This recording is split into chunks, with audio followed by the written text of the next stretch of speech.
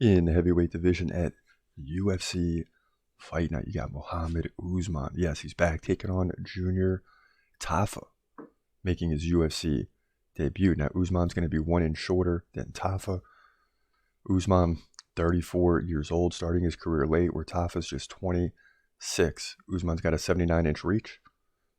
You know, most heavyweights are close to 80 or above. Both guys stand right-handed. Usman lands about 2.1 significant strikes per minute. This is just in one UFC fight.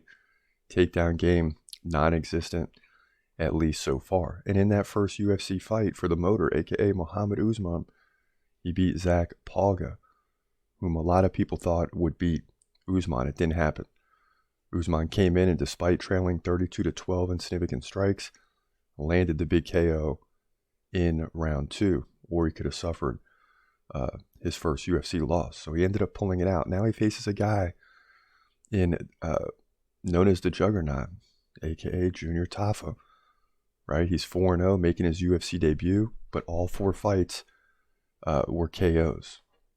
You know, he's fighting at a Risen or Bellator MMA versus Risen. He fought in Brave Combat Federation, beatdown promotion. So it's not like he's in UFC fights, but he is a professional. He is finishing opponents, and it should be interesting when he steps in the octagon with Usman, a guy that many people want to see win, right? And the UFC's putting him in positions to win. He beat Zach Palga.